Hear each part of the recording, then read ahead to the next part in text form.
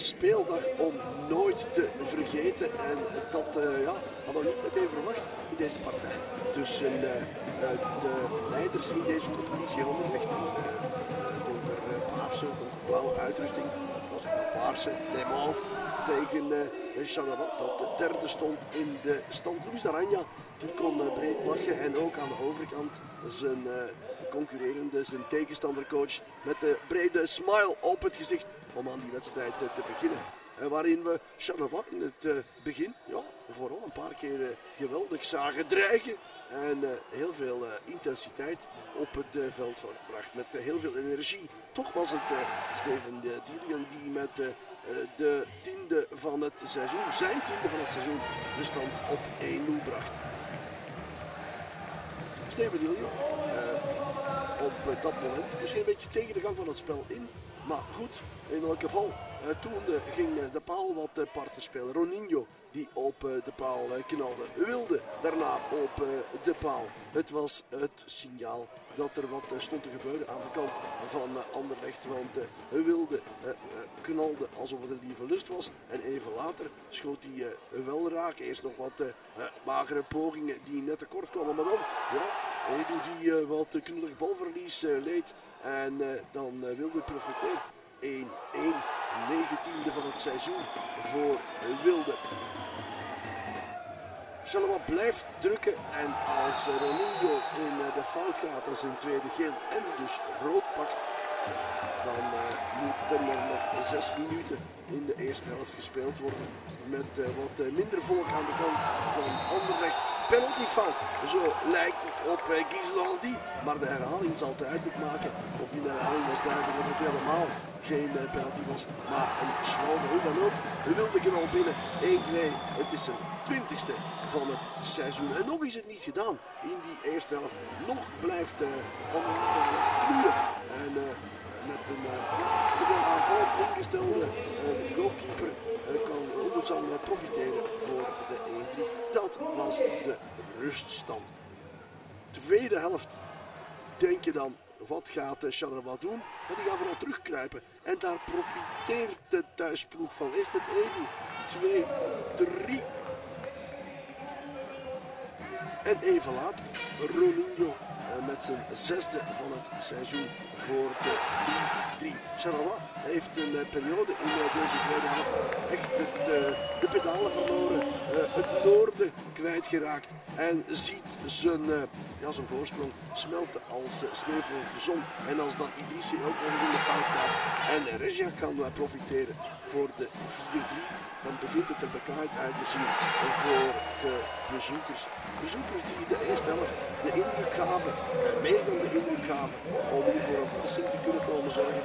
Ja, lieten het afweten in de tweede helft. We gaven niet genoeg thuis.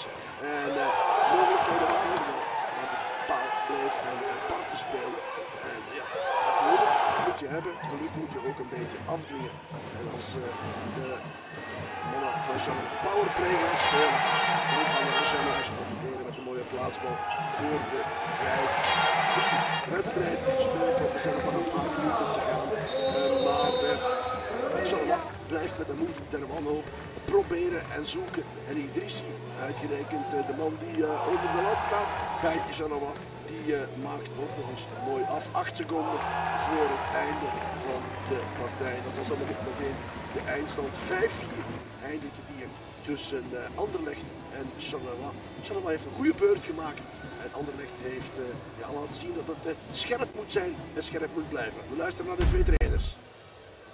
Voilà Luca Cragna, victoire d'Anderlecht contre le futsal team Charleroi, mais un succès dans la douleur. Oui, un succès dans la douleur. On s'attendait à un match difficile. Charleroi est l'équipe en forme du moment. Ils avaient 13 matchs sans défaite. Leur dernière défaite remontait à notre match aller. Donc en première mi-temps, on les a un peu trop laissés jouer, je pense. On n'était pas bien dans le match. On manquait de rythme surtout, tant au niveau défensif qu'au niveau offensif, d'intensité. On a remis les pendules à l'heure à la mi-temps.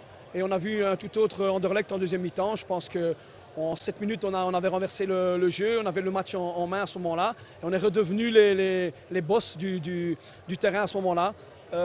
C'est bon parce que ça nous oblige aussi à toujours être bien concentrés et on doit savoir que si on ne joue pas à 100%, ben, on peut avoir des difficultés contre toutes les équipes. En première mi-temps, Charleroi vraiment était dominateur. Ils étaient tout simplement meilleurs que vous, hein. Oui, bien sûr, Charleroi, notre difficulté de la première mi-temps est certainement due au mérite de Charleroi qui a très bien joué le jeu. Nous, on n'arrivait pas à mettre la pression parce qu'eux avaient une bonne mobilité. Donc voilà, on savait aussi que la profondeur du banc chez nous pouvait jouer.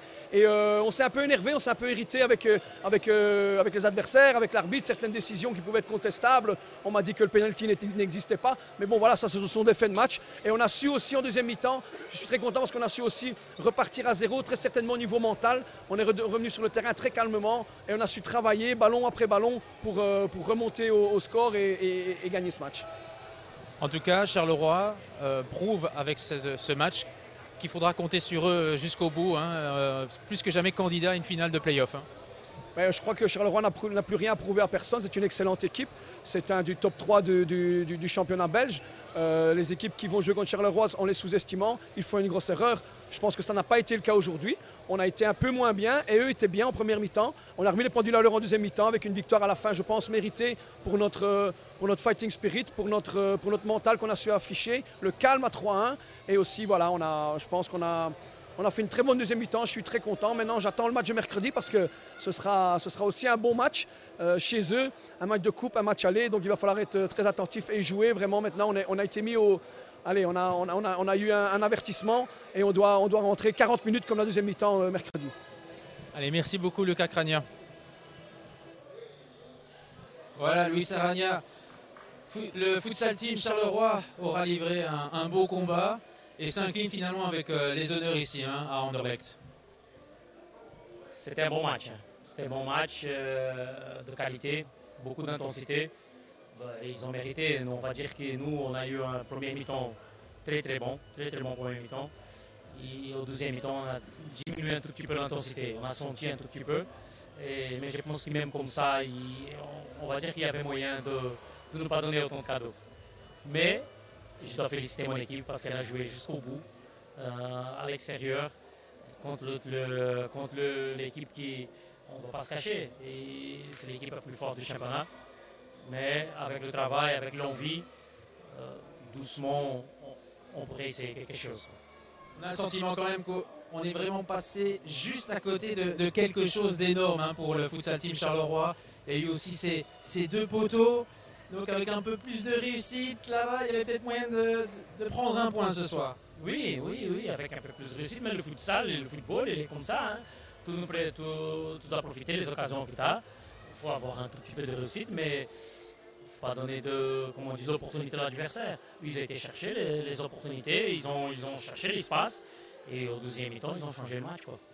Il y a ces 7 minutes, là-bas en début de second mi-temps. Il y a un peu de flottement, on sent qu'il y a une petite baisse d'intensité et directement vous êtes puni. À ce niveau-là, il n'y a rien à faire. Il n'y a pas photo, hein. Les joueurs, écoute, ils sont en train de donner le maximum. On a des absences, normalement pour qu'ils pourraient aider le groupe.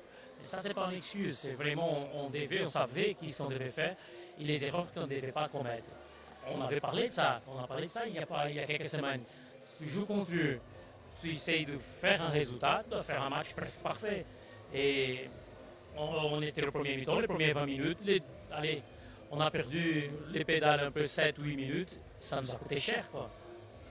Ça doit quand même être encourageant avant le match de mercredi, la manche aller de demi-finale de Coupe de Belgique. Finalement, l'écart entre les deux équipes n'est peut-être pas aussi grand qu'on ne le croit. Écoute, c'est difficile de dire ça va être mercredi, ça va être comme ça. C'est un autre match, c'est une autre compétition, c'est une autre façon de voir les choses. Bien sûr qu'on doit rentrer avec le même envie, bien sûr qu'on doit travailler, regarder ce qu'on a commis comme erreur et essayer de faire quelque chose. Contre eux, il n'y a rien à faire. Il faut être à 100%, pas seulement physiquement, mentalement. Il ne faut pas commettre des erreurs, essayer de diminuer au maximum les moments de flottement, parce qu'ils arrivent, les temps faibles, ils arrivent. Ce qu'il faut, c'est diminuer, et dès qu'on a l'occasion, il faut le mettre dedans, quoi.